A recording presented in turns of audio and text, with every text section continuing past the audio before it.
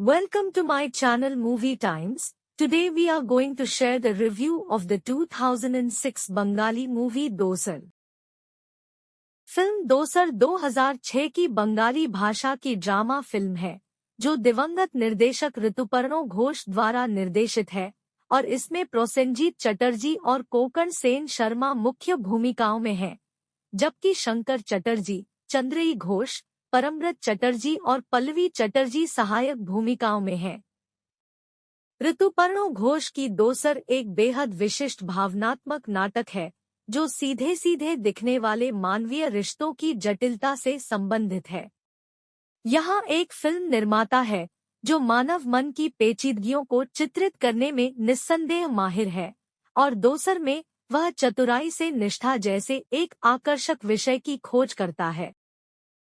Film तब शुरू होती है जब काबेरी को अपने आसपास की दुनिया तबाह हो जाती है, जब उसे अस्पताल से फोन आता है कि उसका पति कौशिक एक कार दुर्घटना में बाल बाल बच गया है।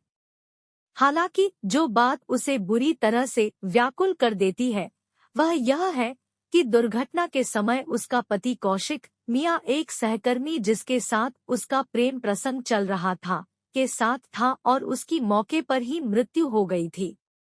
जैसे ही कौशिक ने अपने जीवन में जो कुछ बचा था उसके मोतियों को पिरोना शुरू किया, उसे एहसास हुआ कि वह कम पछतावा और अधिक दुखी है कि मियां अब उसके आसपास नहीं है।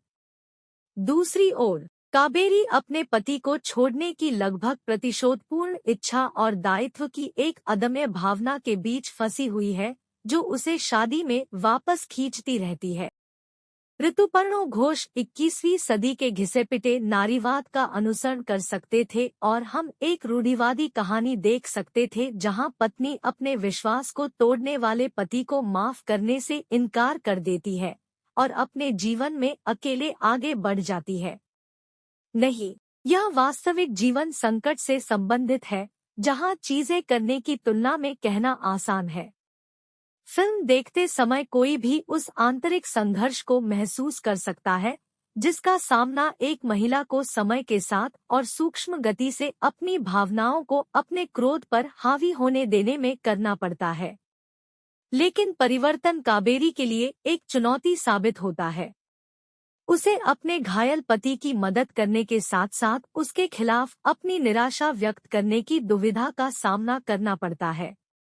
उसके आक्रोश को इसके बाद के दृश्यों में महसूस किया जा सकता है जहां कौशिक से तलाक मांगने के बावजूद वह अभी भी उसकी भलाई की परवाह करती है। काबेरी द्वारा मीता की मौत की खबर बिना घबराए अपने पति को बताने जैसी छोटी बारीकियां सराहनीय है।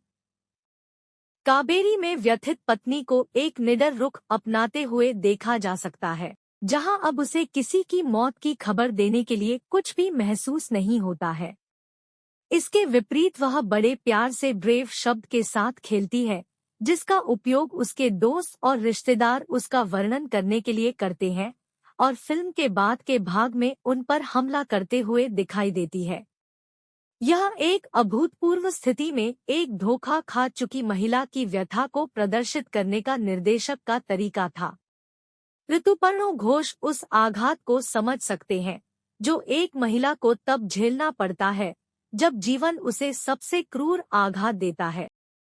फिल्म के अंत में काबेरी अंततः कौशिक को माफ कर देती है और फिल्म दर्शकों को इस धारणा के साथ छोड़ देती है कि महिलाओं में माफ करने की क्षमता होती है, लेकिन यह इन शाश्वत सवालों को भी उठाती है।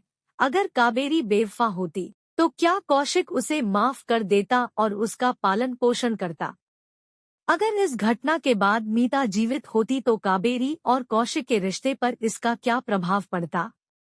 फिल्म मधुर भावनाओं का गुलदस्ता बुनती है। अपने प्रियजन को खोने के गम से निपटने और अपनी पत्नी का भरोसा वापस जीतने की कौशिक की यात्रा आसान नहीं रही है और ऐसी फिल्म का निर्देशन करना और उसे इस तरह से दर्शकों के सामने लाना एक कठिन काम है जिसके लिए बहुत मेहनत और समर्पण की आवश्यकता होती है। लेकिन घोष को इस तरह के अद्भुत काम को पूरा करने के लिए खड़े होकर सराहना मिलनी चाहिए। इस प्रकार यह फिल्म उन जोड़ों के लिए अवश्य देखी जानी चाहिए जो पहले से ही बेवफाई या किसी अन्य कारण से अलग होने या तलाक के कगार पर है। यह फिल्म घोष द्वारा फिल्म में मानवीय रिश्तों के स्पष्ट चित्रण की विशिष्टता पर भी केंद्रित है। Thank you for watching my video. Please like, share and subscribe my channel if you like my video or want to watch more of my videos.